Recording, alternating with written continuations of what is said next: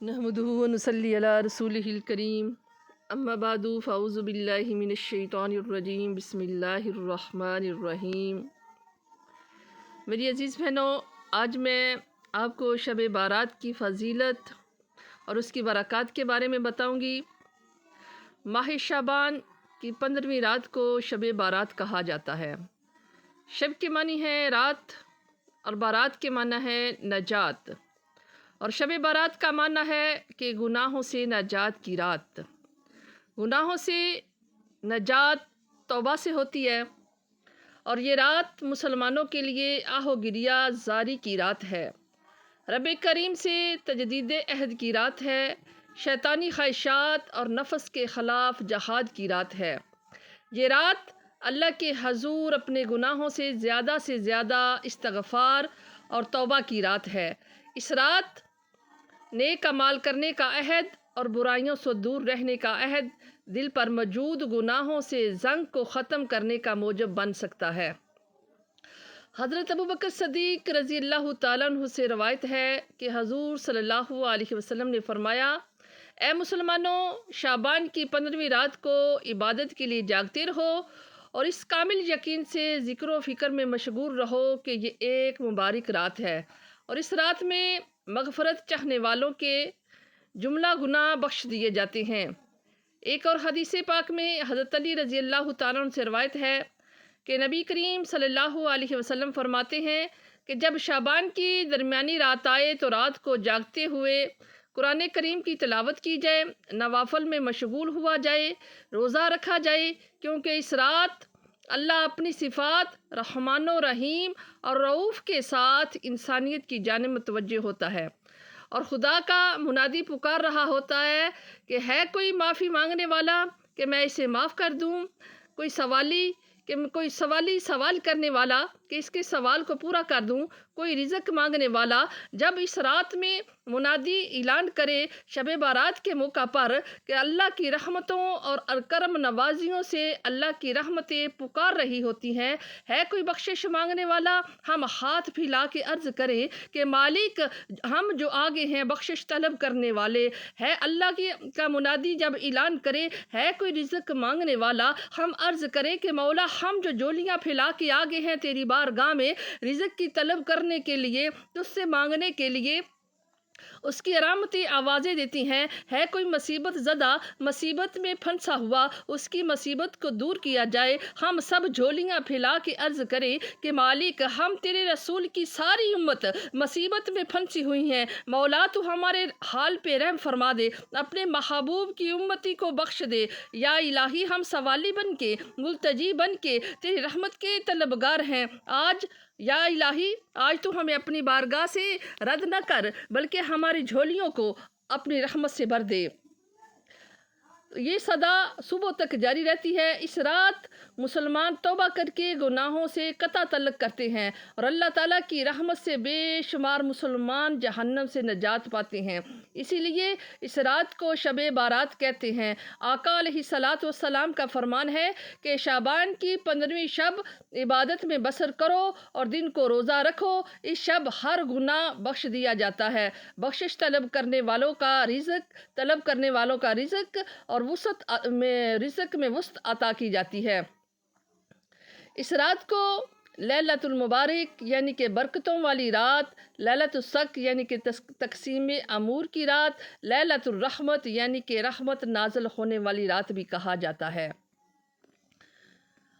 حضرت عائشہ صدیقہ رضی اللہ تعالیٰ عنہ ارشاد فرماتی ہیں کہ حضور صلی اللہ علیہ وسلم کو ایک بار میں نے 15 شعبان کو اپنے بستر پر نہ پایا، میں آپ کی تلاش میں جنت البقیع میں گئی تو حضور صلی اللہ علیہ وسلم کو وہاں پایا۔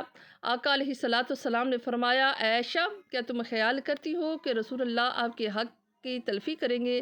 میں نے حضرت عائشہ صدیقہ عرض کرتی ہیں کہ میں نے عرض کیا کہ یا رسول اللہ صلی اللہ علیہ وسلم، میں نے گمان کیا کہ شاید آپ کسی اور زوجہ کے پاس چلے گئے۔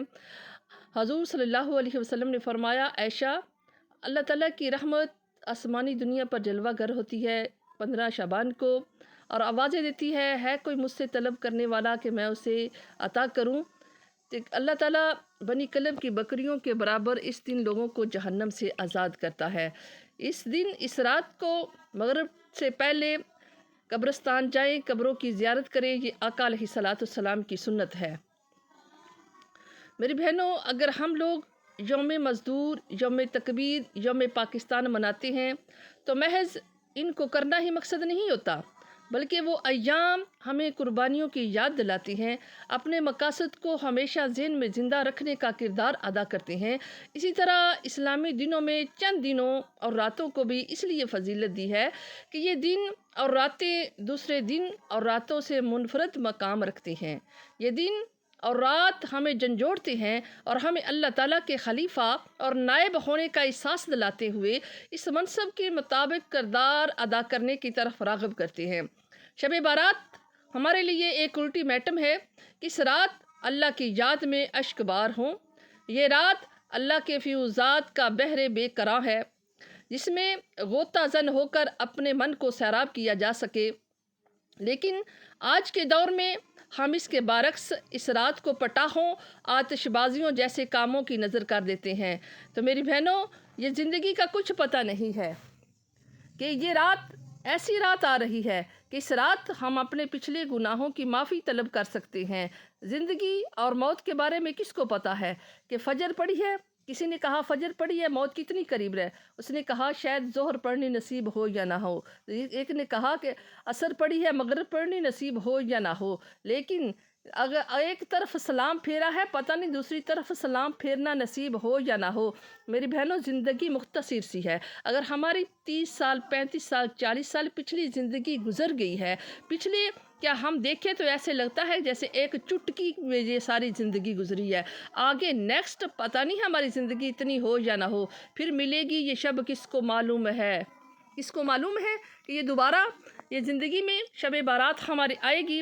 ہم اللہ کے حضور گڑ گڑا کے دعا مانگ سکیں گے، ہم روزہ رکھ سکیں گے، یا ہم اس کی سے بخشش طلب کر سکیں گے؟ ہمارے ساتھ زندگی وفا کرتی ہے؟ نہیں کرتی۔ اس زندگی کو مختصر جانے، اس زندگی کو غنیمت جانے، اس رات کو غنیمت جانے، اپنے اللہ کے حضور حاضر ہو جائیں، گڑ گڑا کے اپنے پچھلے گناہوں کی معافی مانگے، اللہ کے حضور اپنے محبوب سے عشق مانگے کہ یا اللہ تو تیری رحمت آسمانی دنیا پہ ہے، تیرا فرمان ہے کہ مغرب کے بعد اعلان ہوتا ہے، منادی اعلان کرتا ہے کوئی مانگنے والا؟ ہم تو یا اللہ گناہ گار ہیں، بدکار ہیں، سیاکار ہیں، خطا کار ہیں، ذلت میں ڈوبے ہوئے ہیں، تیرے بندے ہیں، تیرے پیارے محبوب کی امت میں سے ہیں۔ یا اللہ ہم سے زیادہ گناہ گار کوئی نہیں، ہم سے زیادہ خطا کار ہونی کوئی نہیں، لیکن تجھ سے زیادہ بخشش خار کوئی نہیں، تم سے زیادہ بڑھ کر کوئی بخشنے والا کوئی نہیں ہے۔ یا اللہ ہم تو اپنے گناہوں کو لے کر تیری بارگاہ میں آگے ہیں، گناہوں سمیت آگے ہیں۔ تیرا فرمان ہے بندہ سچے دل سے توبہ کرے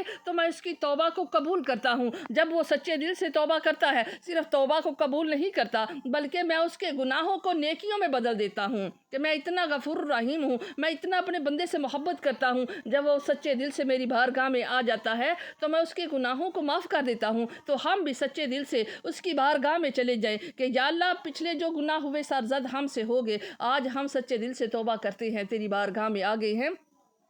حضرت عمر فاروق جا رہے تھے کہیں تو کیا دیکھا کہ ایک آدمی ہے، اس کے ہاتھ میں بوتل ہے اور اس میں شراب ہے۔ حضرت عمر فاروق اپنے ہاتھ میں کوڑا رکھتے تھے۔ اس آدمی نے دیکھا کہ حضرت عمر فاروق کے ہاتھ میں کوڑا ہے اور مجھ سے سوال کرے گا، پوچھیں گے کہ یہ ہاتھ میں تیرے میں کیا ہے؟ اس نے کہا کہ یا اللہ آج تو میری عزت رکھ لے، آج عمر کے قہر و غضب سے بچا لے، آج عمر کے قہر و غضب سے بچا لے، میں سچے دل سے توبہ کرتا ہوں کہ آئندہ شراب نہیں پیوں گا۔ تو اللہ تعالیٰ نے اس شراب کو سرکے میں بدل دیا۔ وہ رب شراب کو سرکے میں بدلنے پہ قادر ہے، تو کیا وہ ہمارے گناہوں کو نیکیوں میں بدلنے پہ قادر نہیں ہے؟ جب بندہ سچے دل سے توبہ کرتا ہے تو اللہ تعالیٰ اس کے پچھلے گناہوں کو نیکیوں میں بدل دیتا ہے۔ وہ اتنا رحیم ہے، وہ اپنے بندے سے اتنا پیار کرتا ہے، اتنی محبت کرتا ہے، کیونکہ اس نے خود اپنے بندے کو بنایا ہے۔ وہ اس کا فرمان ہے کہ بندے میں تجھے 70 ماؤں سے زیادہ پیار کرتا ہوں۔ آج ماں کے سامنے بچے کو کانٹا چبھ جائے تو ماں صدقے واری جاتی ہے کہ میرے بچے کو کیا ہوا، بچے کو بخار ہو جائے، ماں ساری رات سوتی نہیں ہے کہ میرے بچے کو بخار ہو گیا ہے، تو میری بہنوں جب وہ 70 ماؤں سے زیادہ پیار کرتا ہے، 70 ماؤں سے زیادہ محبت کرتا ہے، کیا ہم جب سچے دل سے اس کی بارگاہ میں آ جائیں گے، ہم کہیں گے کہ یا اللہ ہمارے گناہوں کو معاف کر دے، ہم گناہ گار ہیں، گناہوں سمیت آگے ہیں، وہ تو اتنا رحیم ہے، وہ تو اتنا رحیم ہے۔ اللہ کا فرمان ہے کہ بندے تو میرے ایک بلشت قریب ہوتا ہے تو میں ایک گز تیرے قریب ہوتا ہوں، اس کی تو رحمت اتنی وسیع ہے۔ تو یہ رات آ رہی ہے، ہم سب کو اللہ تعالیٰ اس رات کی قدر کرنے کی توفیق عطا فرمائے، اپنے اللہ سے بخشش مانگنے کی توفیق عطا فرمائے اور سیدھے رستے پہ چلنے کی توفیق عطا فرمائے، اس رستے پہ چلنے کی توفیق عطا فرمائے جس پر اس کے انبیاء چلے، شہداء چلے، صدیقین چلے، غضب والے